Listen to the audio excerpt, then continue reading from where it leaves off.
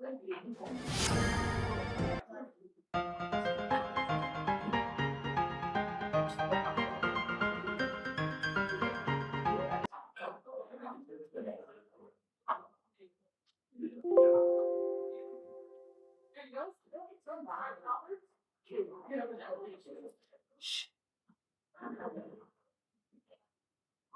we're gonna close it up.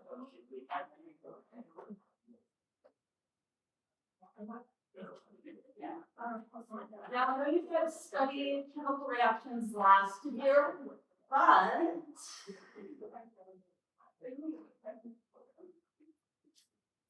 you may have forgotten things, or you may have never understood it really in the first place. This is an extremely wonderful little animation that someone has come up with to illustrate how chemical reactions work.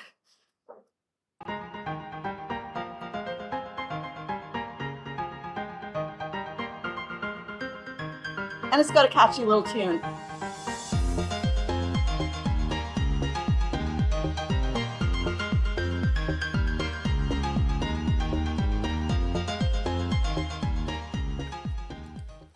When two hydrogen atoms collide, they join together to make an H2 molecule.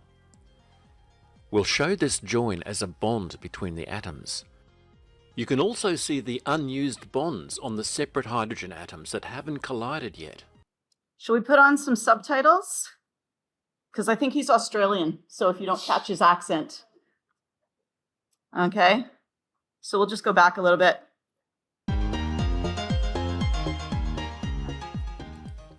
When two hydrogen atoms collide, they join together to make an H2 molecule.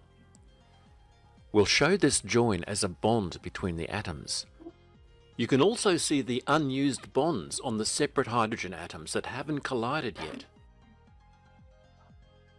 When another hydrogen atom crashes into the molecule, it doesn't stick because all the bonds inside the molecule are used up. So when they're showing those little half bonds, those are unpaired electrons. Yeah? So you remember in your Lewis structures, if you had a single electron here and a single electron here, they would get together and they would share. A box full of hydrogen atoms will quickly turn into a box full of H2 molecules. It's similar with oxygen atoms inside a box, except that oxygen makes two bonds with other atoms. And that's because oxygen has how many unpaired electrons? Two. When they collide, they join to each other twice to form a double bond. A box full of oxygen atoms will quickly turn into a box full of O2 molecules. H2 and O2 molecules will stay that way unless we do something to change them. What if we put one hydrogen molecule and one oxygen molecule in a box together? In reality, a box filled with gases would contain trillions of molecules, but we just want to look at the action of individual ones. Now, I'd like you to guess and tell your partner, what do you think that this hydrogen and oxygen are going to do if we put them in a box together?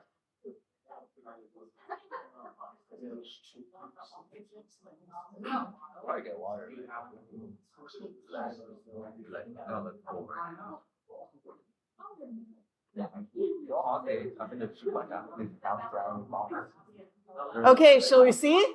Shall we see what happens? Well, they do. Well, we know that they will move in straight lines, and they will crash into the walls and bounce off again. But what happens when they collide with each other?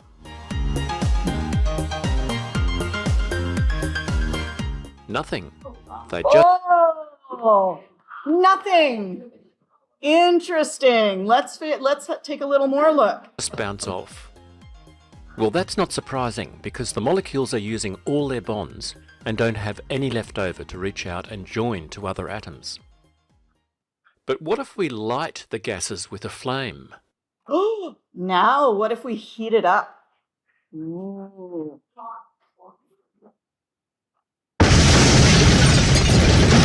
Whoa! What happened there? The hydrogen and oxygen molecules busted apart into atoms, and then the atoms rejoin to form a different molecule, H2O, and a leftover oxygen atom on its own. Why did the flame make a difference? All right, so if you would like to, on page 10, you can fill in number 1A at room temperature. What happens when you place an oxygen molecule and a hydrogen molecule together in a box? What do? They move in straight lines. They bounce off the walls of the container.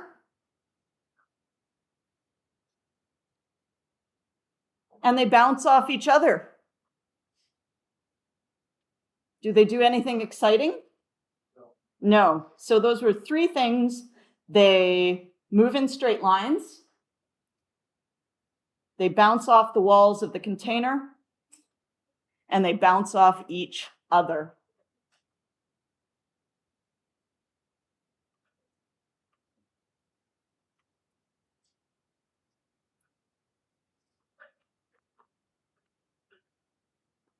Now, I think we get to watch this next part in slow motion, so we won't do part B yet. Let's just see if it... And why did we get a new substance? We'll replay this and slow it down so we can follow it. Have a close look at the molecules when we bring in the flame. What happens to the molecules when we bring in the flame? They speed up. Okay, so the molecules speed up. That's number one.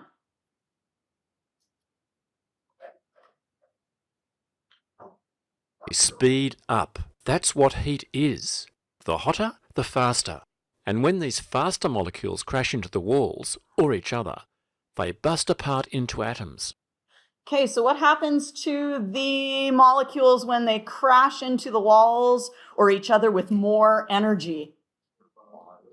They break apart. So it's as though, if you were to toss an apple at the wall, it would probably, gently, it would probably just bounce off the wall, yes? Like if you just went, la la la, and the apple would just kind of bounce off. It would get a little bruise, but no big harm. What if you were like a really good pitcher and you threw that apple, bam, at the wall super fast? What would happen to it? Break apart. It would break apart. And that's why the molecules break apart, because there's enough energy there to break the bonds in the apple, just like there's enough energy now to break the bonds in the molecules. Okay. So, number one, the particles move faster. Number two, because they're moving faster, they have enough energy to break apart when they collide with the walls or each other. So they break apart, the atoms break apart. Now that the atoms are on their own, they are free to join to other atoms. And they can join with different ones. Here, one of the oxygen atoms has bonded to both of the hydrogen atoms. And so this is in part C. What happens next? The atoms can bond to each other, and they can bond to different atoms. So in part C, the atoms can bond to different atoms.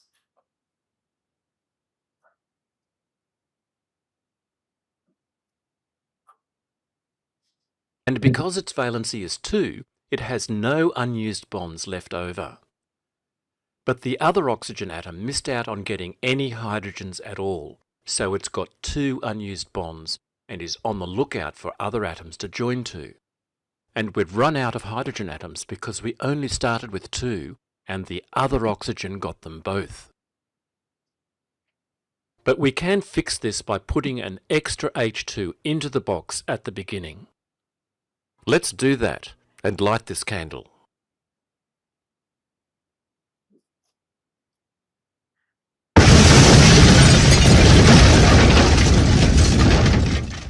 Nice.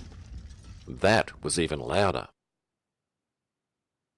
Now both oxygens have the 2 hydrogen atoms that they need, and we end up with 2 H2O molecules. Water wasn't there before, so a new substance has been made. Not only that, the old substances have disappeared. This rearrangement of atoms to form a new substance is called a chemical reaction. Okay, so let's go through here. Number 2, why did the flame make a difference? The heat made the particles move faster. Now when the particles collide with the walls or each other, they have more energy and break apart. So that's page 10. Now when the particles collide with the walls or with each other, they have enough energy and they break apart.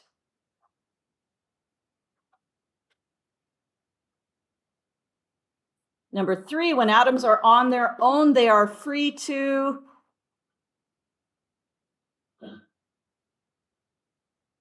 what do atoms do when they're on their own? They have a tendency to want to form bonds because a bonded atom is more stable. Why is a bonded atom more stable? It has a full valence shell. That bonding process is going to allow it to fill up its valence shell. At the end of the reaction, you have one water molecule that was made and one oxygen atom left over. Why can't the oxygen atom join up with the water molecule? So this is number 4. Why can't the oxygen atom join up with the water molecule? Chat with your neighbor about that.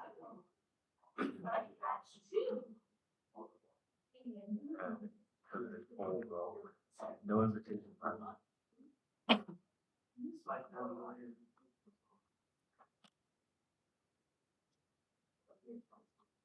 What's happening here? Why can this oxygen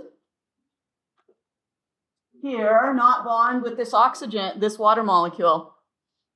It's already filled. It's already filled. Yeah, these hydrogens are filled. That oxygen is filled. That other oxygen is just out of luck. What do we end up with when we place 2 H2 molecules and 1 O2 molecule in a box and apply a flame?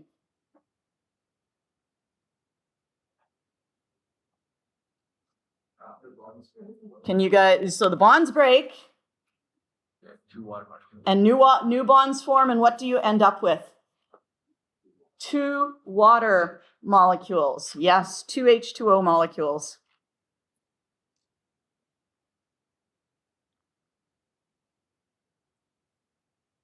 How do you know that a chemical change rather than a physical change has occurred? Because we had a new substance produced. There was no water. Now there is water.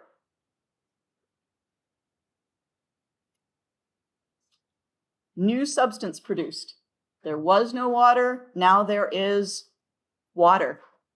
Were there any other clues during the reaction that let us know that it was probably a chemical change? Oh. Ooh. When you break apart, don't you like give off energy? Yeah, when you break, well, actually, it's interesting. So the breaking apart requires an input of energy. It's when the new bonds form that the energy comes out. Oh, so would like new bonds form count as like a chemical change? Yeah, those new bonds forming counts as a chemical change. And the energy that is released, that heat and that light, do you remember the explosion? Bang! Blah, blah, blah. Yes?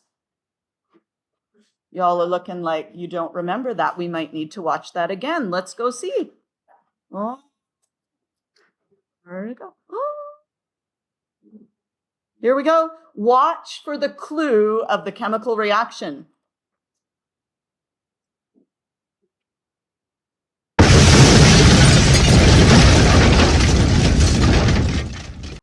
What clue did you just get? It blew up. It blew up. You got an explosion. You got heat produced. You got light produced. You got sound produced. When there is that much of a change in energy, when you have heat, light, or sound produced, generally that indicates a chemical reaction. Okay, so heat and light are produced. So we know a chemical reaction has occurred because we have a new substance, we have heat and light produced.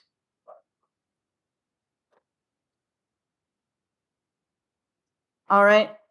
And, oh, just before we go on, do you remember from last year what we call the starting substances, the H2 and the O2? Do you remember the word for your starting substances in a chemical reaction?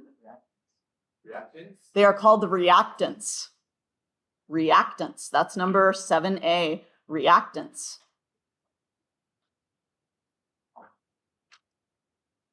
Do you think you could draw what happens after the flame has been applied? Give it a go.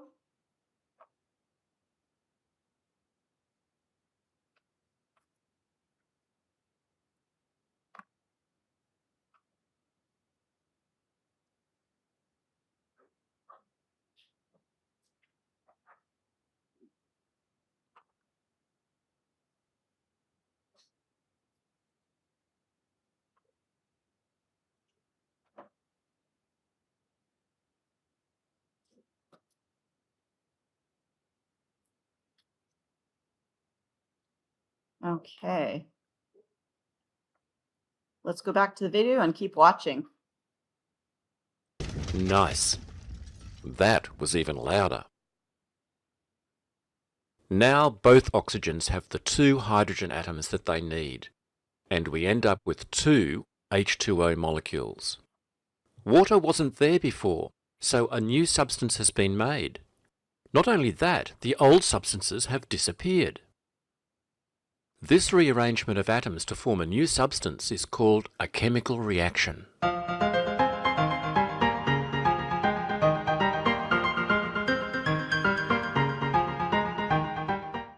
We'll replay this chemical reaction to show 3 snapshots in time as it goes through different stages.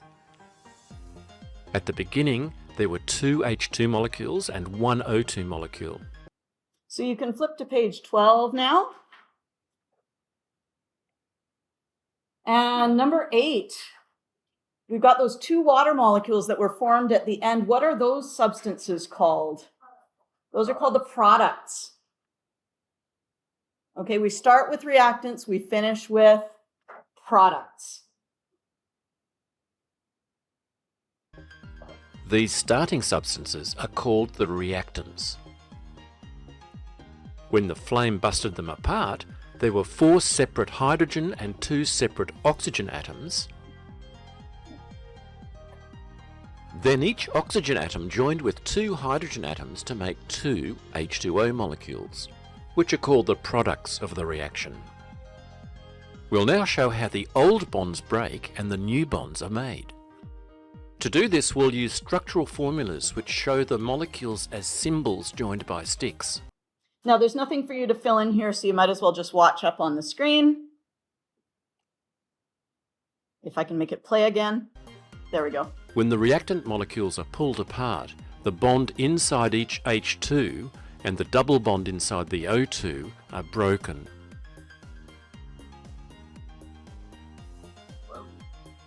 When the H2O products are formed, 4 new bonds are made inside their molecules.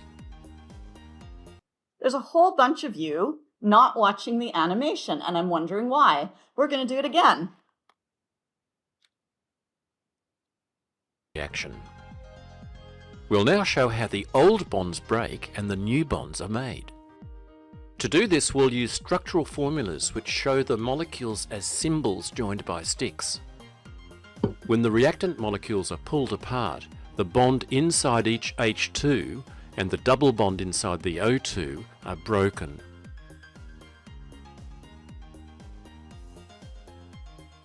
When the H2O products are formed, 4 new bonds are made inside their molecules. The H2 and O2 have disappeared and are replaced by the H2O. A new substance has been formed, so this qualifies as a chemical reaction. But the molecules in chemical reactions are too small to see, so how can we tell if one's happening? Well, any evidence that shows that a new substance is being made, or that an old substance is disappearing, indicates that a chemical reaction is going on. Telltale signs include a colour change, A cloudy precipitate forming? Bubbles of gas? A new smell? Or a solid dissolving? Now, on page 13, it says the video lists solid dissolving as a sign of a chemical reaction. This is only true some of the time. So let's go look here. So out of these two reactions, salt dissolving in water, which you guys have done recently, right? Okay, salt dissolving in water, NaCl solid goes to NaCl aqueous. What does aqueous mean? Dissolved in water. AQ means aqueous means dissolved in water.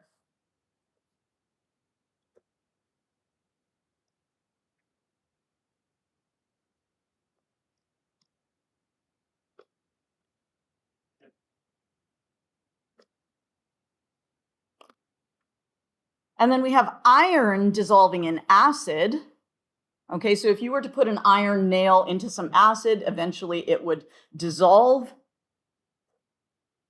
Which of those is a chemical change and which of those is a physical change? Tell your partner.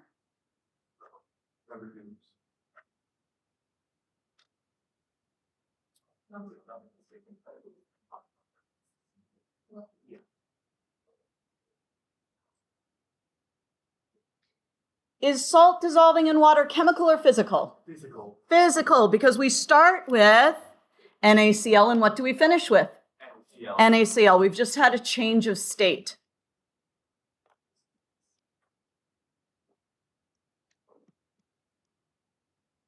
So that's a change of state only. Therefore, that is a physical change.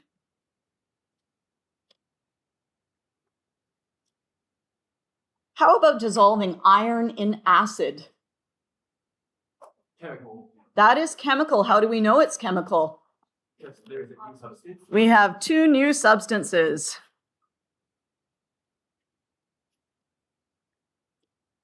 And let's see if you guys can remember anything from grade 10. Does anyone recognize that type of reaction? Tricky. It's been a while, I'm sure, for some of you. I have an element reacting with a compound.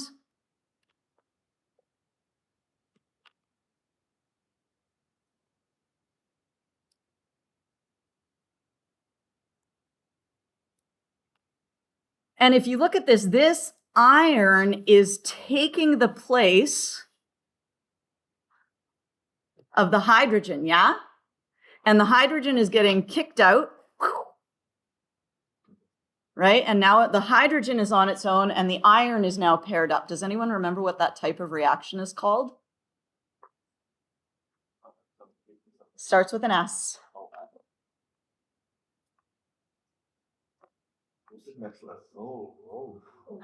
Sour. Single replacement. Nice.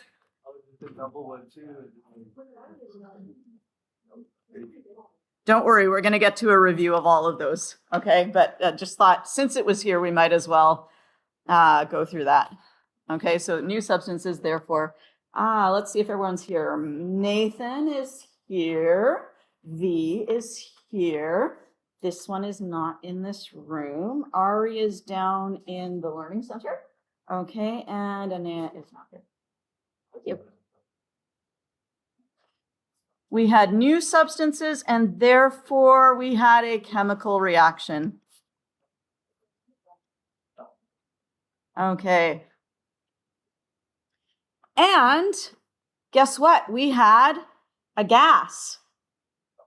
So we would also see bubbles forming. And that was one of the clues that in our video, bubbles of gas, right? Okay, let's go back here.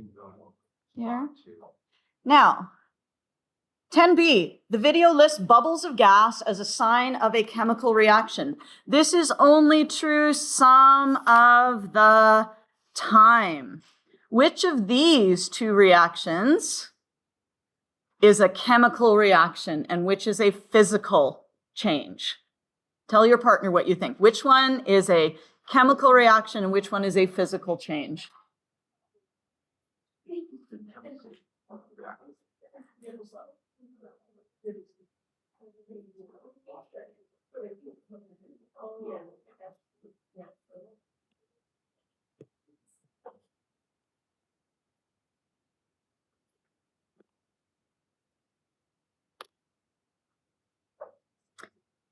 What is number 1? Baking soda plus vinegar. That's a chemical change. We got what? We got CO2, that is a new substance.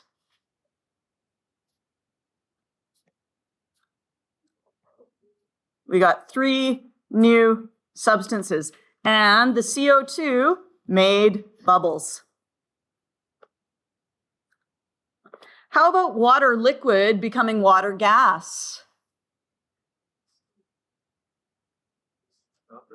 Is that chemical or physical? That is a physical change.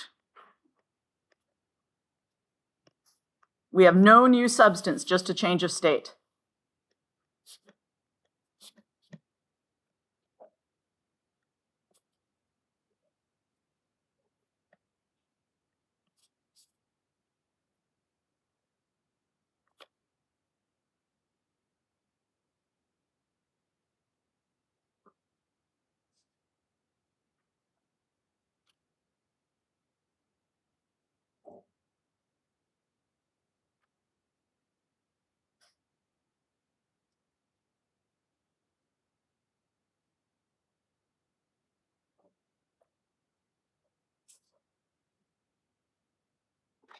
However, we still get bubbles. So you have to use your brain a little bit, right? You can't just say every time I get bubbles, I have a chemical change. Every time a solid dissolves, I have a chemical change. No, not necessarily. If it's just changing state, then that's not a chemical change. All right, let's carry on with the video a little bit here.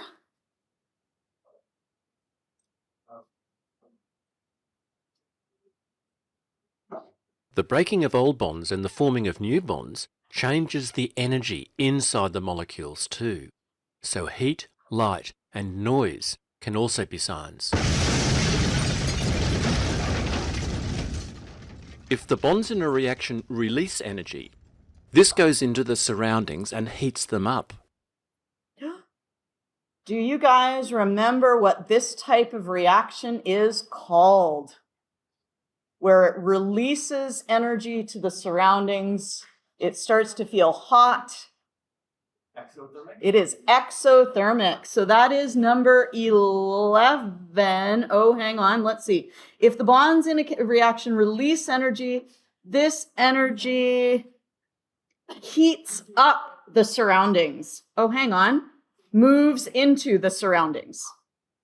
If the bonds in a reaction release energy, this energy moves into the surroundings. This is number 11. Moves into the surroundings and heats them up. A thermometer will show this as a, will this be an increase or a decrease in temperature? That's going to be an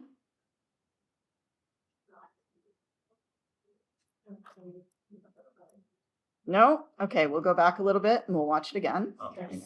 It's going to be an increase in energy. And a reaction that releases energy is called exothermic. If the bonds in a reaction release energy, this goes into the surroundings and heats them up. A thermometer shows this as a rising temperature. A reaction that releases energy is called exothermic.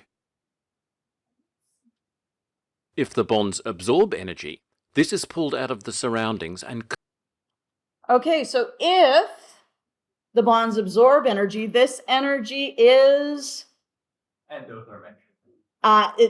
Yes, the reaction is endothermic, but if we look at number 12 for the first 2 blanks, if the bonds absorb energy, this energy is pulled out of the surroundings. So if we go here,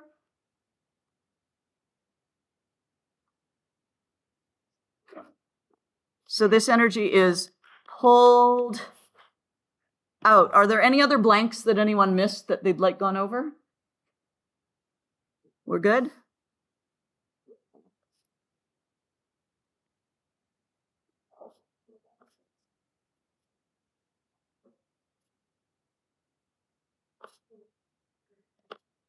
Now, if we pull heat out of the surroundings, are the surroundings going to feel hotter or colder?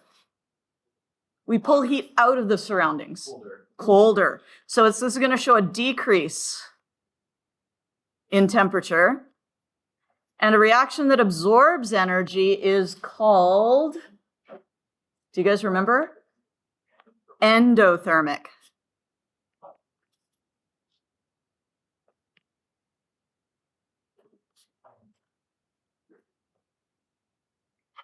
Exothermic, heat exits.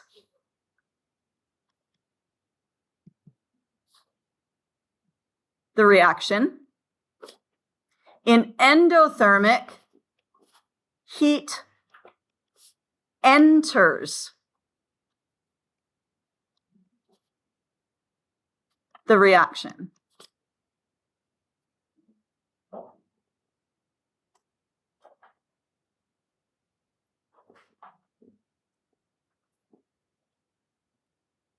So that's going to help you remember if heat is exiting the reaction, that is an exothermic reaction. If heat is entering the reaction, that is an endothermic reaction. Now, if I have my reactants going to my products, and if heat is exiting, is heat a reactant or is heat a product? If heat is exiting the reaction. It's a product. So this is how we write an exothermic reaction. Yes, sure, sorry.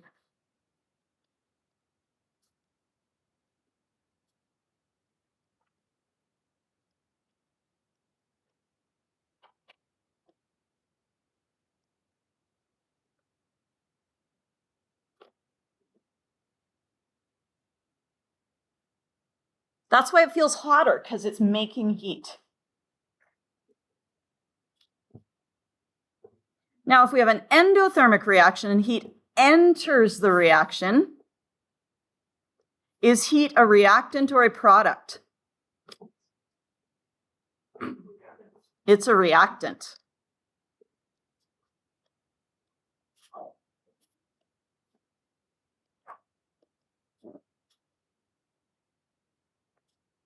So in an endo reaction,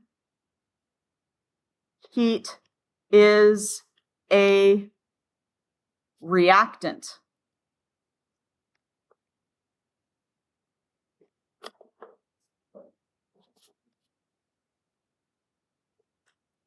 Reactants get used up.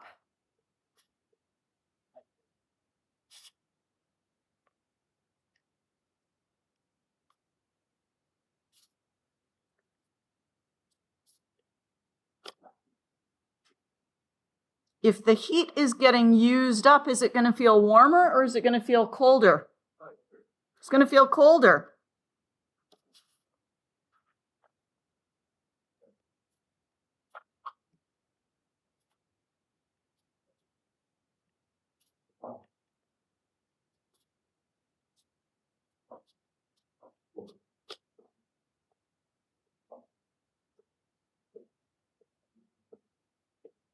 Now, if you want to read this whole thing, endothermic reactions usually kind of make people a little confused because they see heat going in and they think, oh, heat is increasing because I just put heat in.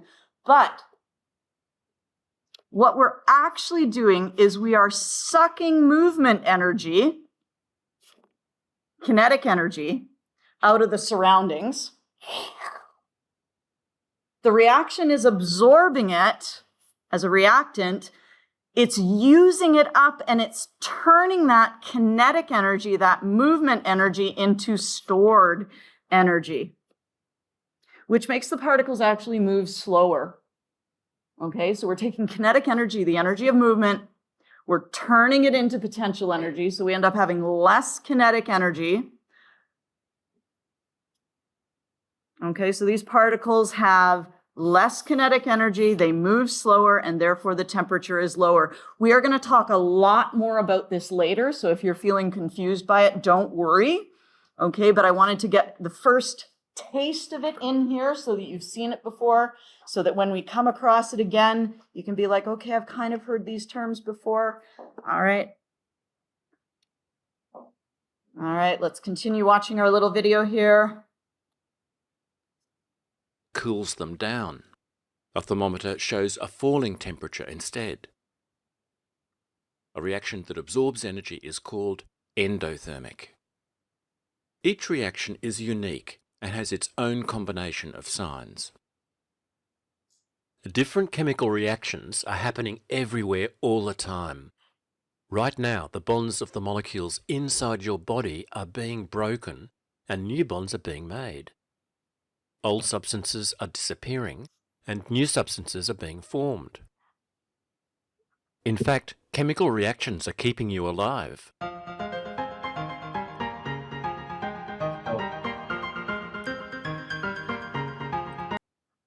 Okay. So this is actually an Australian guy who made these videos originally for his kids. He sort of made these videos for elementary students because he was like, well, surely like little kids can like visualize this. And I'm like, oh my God, but it's so good. My high school students could use it to visualize it as well. Anyway, so I got very excited. I wish he had done more videos, but he didn't.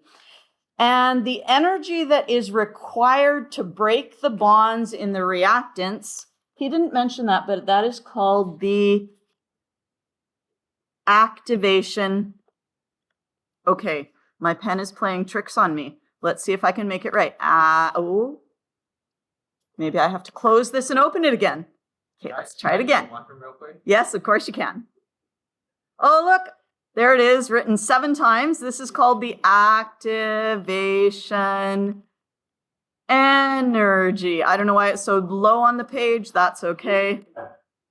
The energy required to break the bonds is called the activation energy.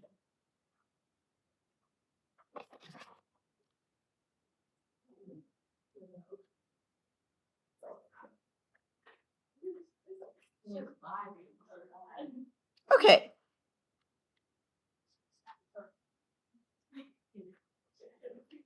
Here are chemical equations.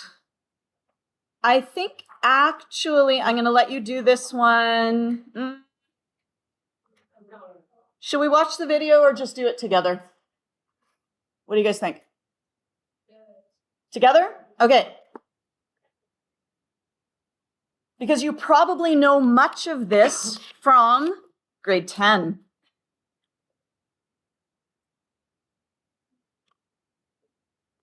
What is the symbol that we use to separate the reactants from the products? So if I have the reactants here,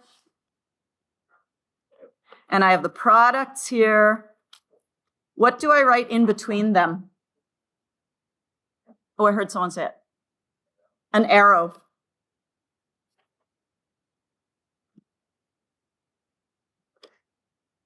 I will take off marks if you use an equal sign.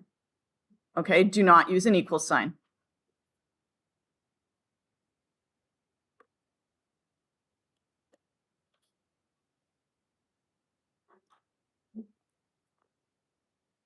When writing a chemical equation, instead of writing H2 and O2 using that word, what do we write instead? We write plus.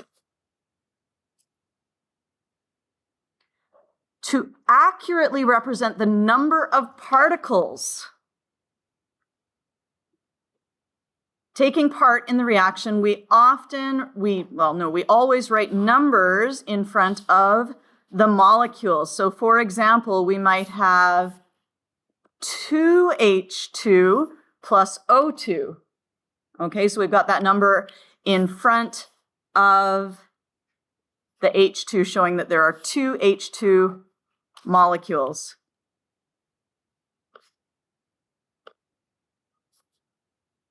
And if we don't write any number, it means 1 O2.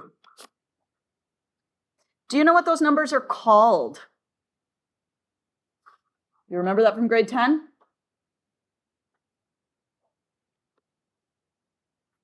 Coefficients.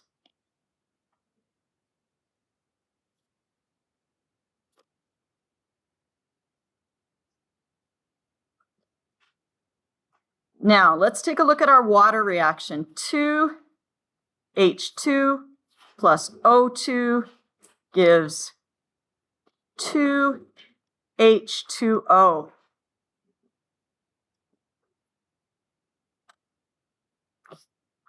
So basically, we have two molecules plus one molecule gives how many water molecules? Two molecules. Is the number of molecules conserved? Does the molecules remain the same before and after the reaction?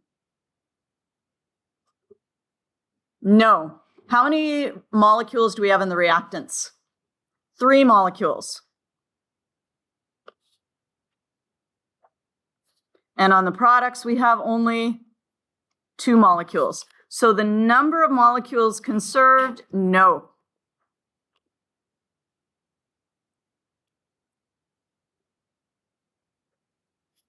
Are the number of atoms conserved?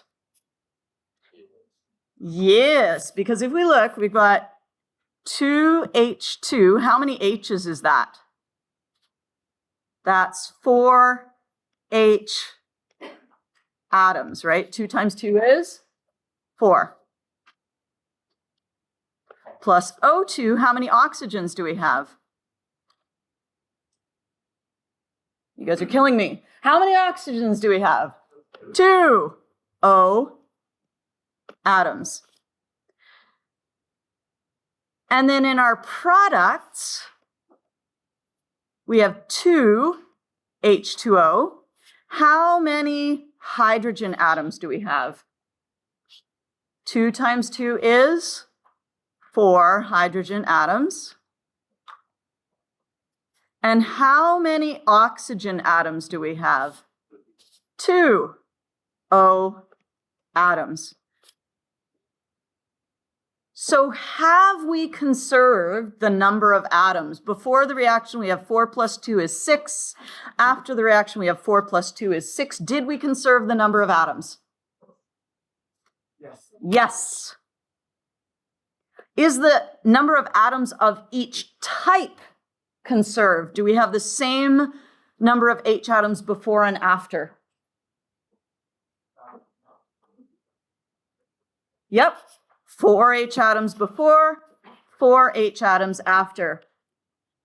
We have 2 O atoms before, we have 2 O atoms after. So yes, the number of atoms of each type are conserved. They remain the same before and after.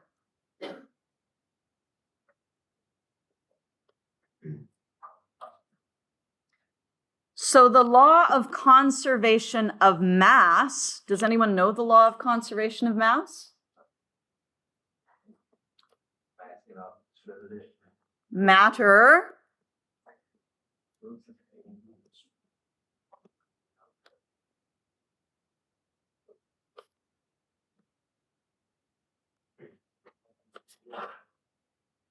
cannot be created nor destroyed.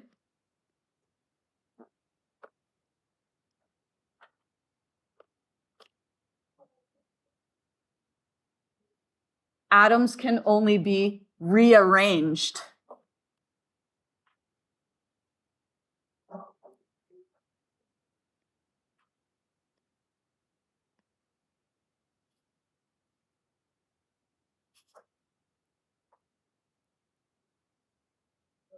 Into different chemical species.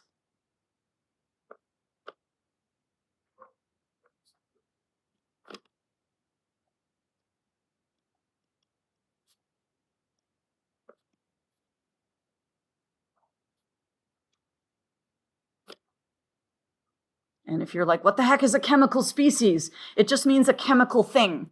Yes? It's just that thing sounds very, not very formal. So we use the word species. It just means a chemical doodad.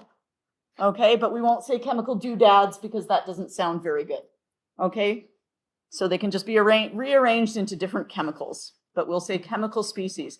If you're going to be taking Chemistry 12, you'll hear the word chemical species a lot. So you might as well get used to it now. All right. Here we have a word equation. We're not going to spend a lot of time with word equations in Chemistry 11, but if you wanted to, you could just write the words hydrogen plus oxygen gives water. Okay? This is what we call a formula equation, and that's because we are writing the formula of hydrogen, we are writing the formula of oxygen, and we are writing the formula of water.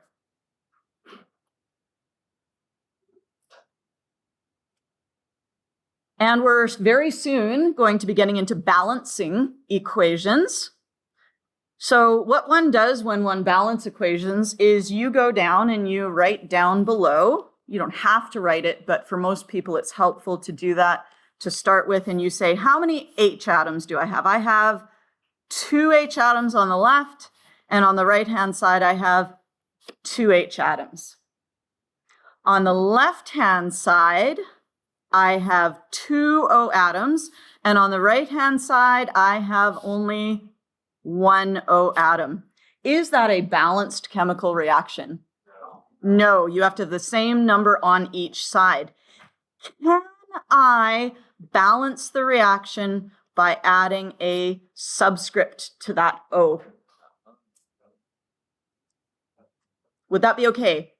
H2 plus O2 gives H2O2. No, that would be changing the substance. This is no longer water. This is now hydrogen peroxide. Okay? Not water. So you cannot change subscripts. Once you have written a chemical formula, leave it alone. So the answer is no.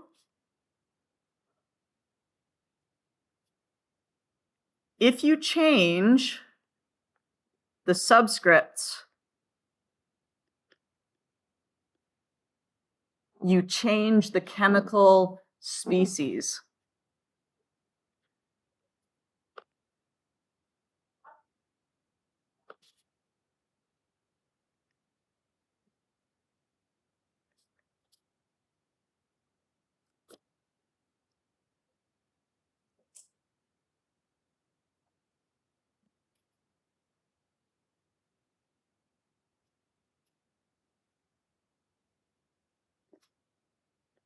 How can we fix those unbalanced oxygens?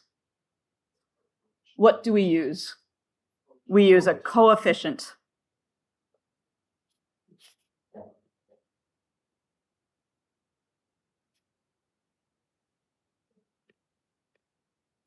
So never change the subscript, only change the coefficients to balance a reaction.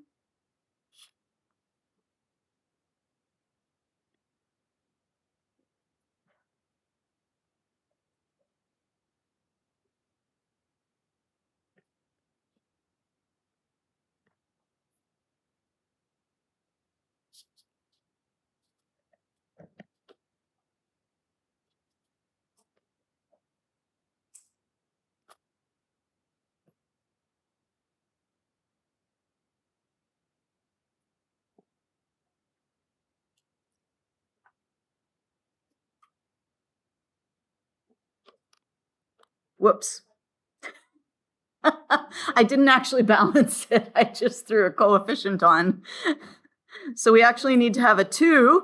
So if we were balancing this equation, we might add a 2 in front of the H2O, and that would give us 2 oxygen atoms. Now our oxygen is balanced, but we have also changed the hydrogen. Is our hydrogen balanced now?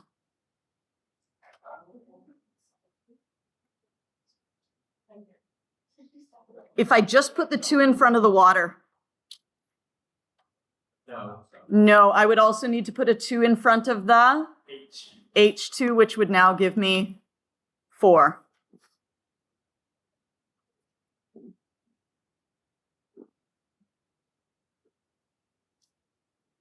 Okay, so we've done number 10. We've balanced the equation. Note, many chemistry students confuse the words formula and equation. And I can understand why, because in math, they're often just kind of referred to interchangeably. In chemistry, a formula, when we're not talking about, D density equals mass over volume, that kind of formula, when we're talking about a chemical formula, that means the representation of a single element or compound, a chemical species. Stupid pen. So these are all chemical formulas: NO2, O2, Fe, NH4,2CO3. That's a formula. That's a chemical formula. A chemical equation is where we have our reactants with plus signs. And then we have our arrow. And then we have our, what do we call these things on the other side? The reactants are on the left. The what are on the right? Products, yes. That is a chemical equation. Is good? Is this all coming back from grade 10? Is it ringing bells? Good. Okay. One of the most common errors students also make when writing chemical equations is to use an equal sign rather than an arrow. No. Sad face. Minus 0.5. So sad. Okay? Oh, I know. Arrow. Why? What? Why do you gotta use the arrow? Because they turn into, right? So this means turn into. They transform into that. And one other thing, here is a new word for you. If you have an unbalanced equation, it can also be called a skeleton equation. So if you hear that word, an unbalanced equation can also be called a skeleton equation.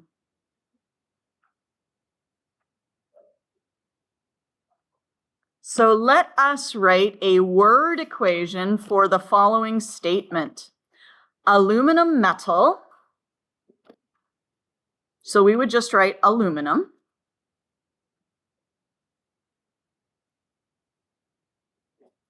Combines with, what do we put for combines with? Plus. Bromine, what is, so we just write bromine. Bromine. And what do we write for to form? Arrow. Arrow. And then we can write aluminum. Bromide.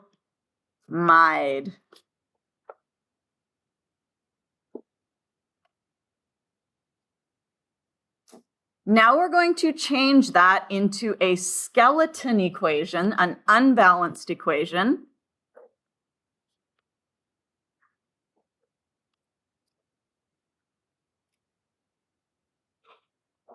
So we have, what is the formula for aluminum?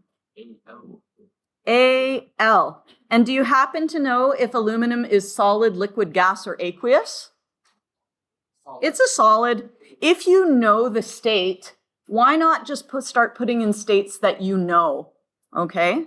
If you don't happen to know, it's okay, just leave them out. I'm actually going to make states an enriched thing, but I think many of you will be like, hey, I know aluminum is a solid, I might as well throw that in. Bromine, does anyone remember anything about bromine? It's kind of special. It's a liquid, and is its formula Br? BR2. No, it's Br2. You got to remember your diatomics.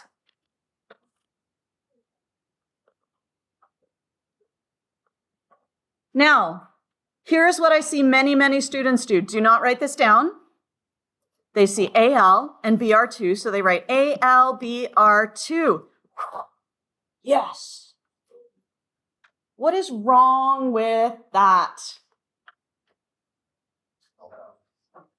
That's not the formula of aluminum bromide. If you were writing your naming and formulas test, you'd be like, oh, aluminum is 3 plus, bromide is -1. Therefore, it's not AlBr2, it is AlBr3. So don't just take the numbers from the reactants and throw them into your product. It doesn't work that way. You have to take your substance and actually write the correct formula, okay? Is this a balanced reaction?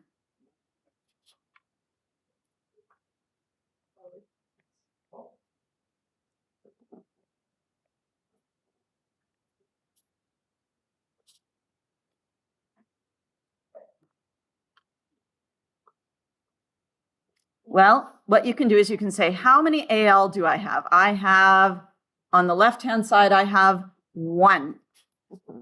On the right-hand side, how many aluminum do I have? I have 1. Bromine. How many do I have on the left-hand side? I have 2. How many bromine do I have on the right-hand side? 3. And I'm going to give you a little trick here. If you have a 2 and a 3,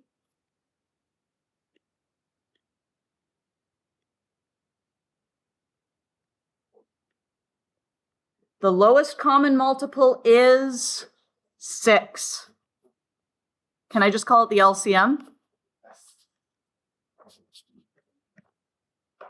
So this applies to any time you have 2 of something and 3 of something. Go and give 6 of that thing.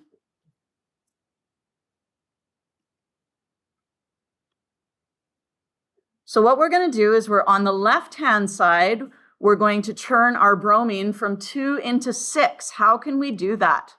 How can we do that with our Br2? Add a coefficient. We can add a coefficient. What coefficient do we have to add? 3. 3. That's now going to give us 6 bromine. Okay. And on the right-hand side, I have my lowest common multiple is 6. So how am I going to turn that one into a 6? I need a coefficient of 2. Okay, and that gives me 6 bromine. But when I do that, I not only change the bromine, I also change the aluminum. And I started with 1 aluminum, but now how many aluminum do I have? 2. So I need to fix that on the left-hand side. How can I get 2 aluminum on the left-hand side? Add 2 coefficients. Put a 2 in front of the Al, and that fixed it. Now I have 2 aluminum on the left, 2 aluminum on the right, 6 bromine on the left, 6 bromine on the right. We have conserved our atoms. Yeah. Okay. So that's basically it. Okay. So you guys are going to do a few of these, okay, for homework. You are going to use pencil because so many of you will make like goofy mistakes and you'll want to be able to erase them. You want to write the unbalanced chemical equation, but make sure you leave room for the coefficients. So leave a little gap in front of each chemical, okay? Remember your diatomic elements, Brinkelhoff. Those are diatomic. And there's 2 new ones for you to remember. There's phosphorus, which is P4 when it's on its own, and sulfur, which is S8. When you write an ionic formula, you need to write the correct formula. Don't mess about with it. Write the correct formula. Make sure your charges balance. These are all really simple equations. Okay, so what we're going to do is we're going to do the first one together.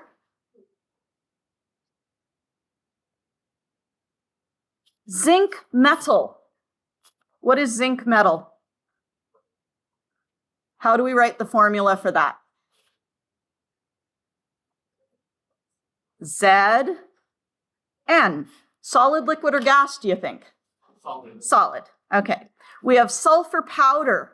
Now, is sulfur one of the ones that we need to pay attention to? It is. It is S8. And it's a powder, so what state is it? It is a solid. When they are heated, they form, arrow, zinc sulfide, which is ZnS8, of course, right? No. What is it? Zn is 2 plus, sulfide is 2 minus, so it is ZnS. If you don't know the state of this, don't put in the state. I'm going to tell you that it's a solid, but just put in states for things that you know right now, just so you get comfortable being like, I know that a powder is a solid. I can write that. That's easy, right? Could you balance this? We've got Zn and S. We've got Zn and S. We have one Zn on the left and one Zn on the right. 8 Zn on S. 8 sulfur on the left and 1 sulfur on the right.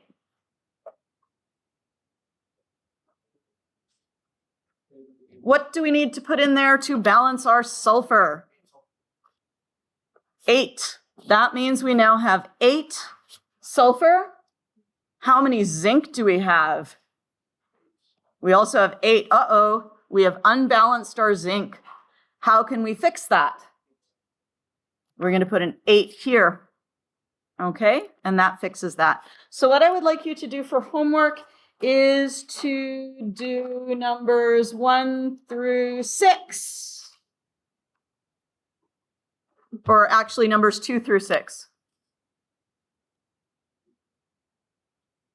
I am only giving you a very little bit to do because you're also going to be studying for your mole test.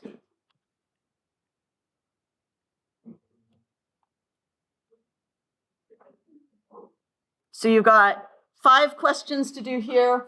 They're pretty straightforward. And mostly you're studying for your mole test. I'm pretty confident in Okay. 1 through 5. Okay. I had 0 clue how to do number 6. Okay. I'm gonna give you a little map here. Okay. We are starting with grams Mhm. of NH4 to H2O4. Now, if we grab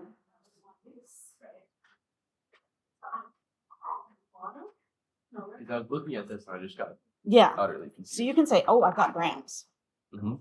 I can either go to volume or I can go to moles. And usually going to moles is going to be the better. So we're going to go to moles Well, it's pretty fun though.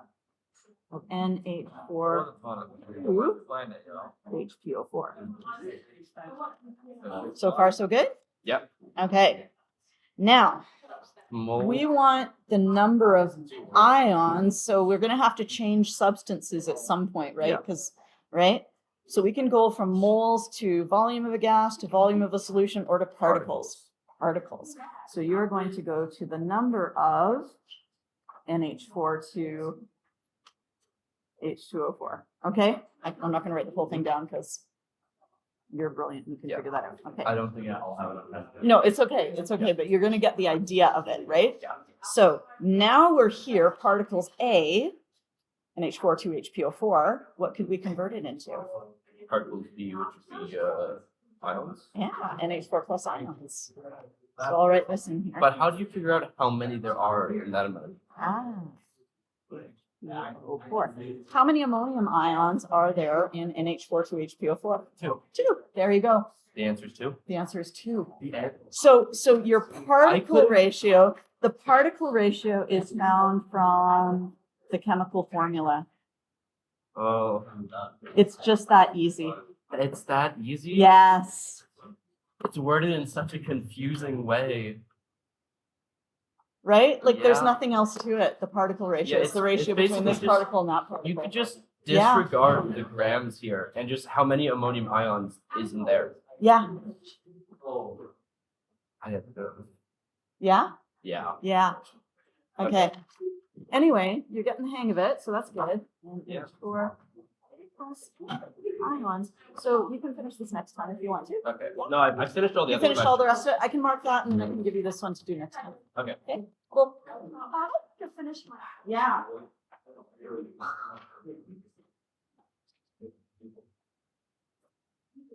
Hi. Yeah. Yeah. And I need Jenny. There you are. And Fong, you're coming tomorrow to finish this, right? Okay, cool. Yes. Okay, so this one was good. You've just got a lot of like little sig figs and stuff, right, on this first page. So here we have 1, 2, 3 sig figs, 1, 2, 3, 4 sig figs. Yeah. So 3 sig figs. This one, I don't know, you must have just punched a button wrong or something. I think maybe you made that a +4. I think that might have done it. Okay. And then this one, you have 23 atoms, not in 1 mole of molecules. That would mean that there are 23 atoms. That would be like saying there's 23 atoms in a million molecules. Do you know what I mean? Yeah, so this is just 23 atoms in 1 molecule. Okay. Now, here, you calculated your molar mass wrong. Let's see where we went wrong here. Oh, no. Oh, yeah. Oh, there's just 1 N, not 2 N's. You wrote down 2 N's. Yeah, yeah. And then, yeah. And then it was sig figs in the calculator error, right? So that one again is mostly just your, yeah, mostly just silly things. Now this one, so we go from, you can't have 1 mole contains 2 atoms, right? 1 mole of calcium hydroxide contains 2 moles of oxygen atoms. So you can either say 1 calcium hydroxide contains 2 oxygen atoms, or you can say 1 mole of calcium hydroxide contains 2 moles of oxygen atoms. But you can't say 1 mole of that contains 2 of those. Okay, because a mole is a huge number. It would be like saying 1 million calcium hydroxides contains 2 O atoms. Okay, so once you've done that, you can say, okay, I've got my number of atoms. You can go to the number of calcium hydroxide, and from there, you can convert to the moles of CaOH2. And then you would do your gram step here, okay? Grams of CaOH2. So this step here would be Avogadro's number. This step here would be the particle ratio. And then, of course, you've got your moles here. Yeah. Does that make sense? Yeah. Good stuff. Hi.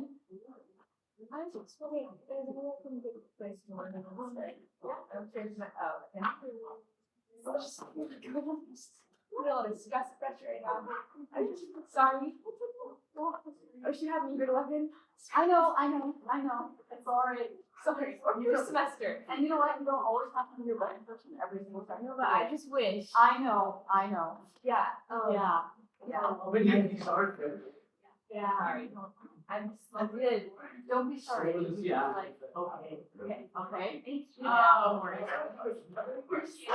Oh, It's all good, Caitlin. You know, actually, based on average lifespan,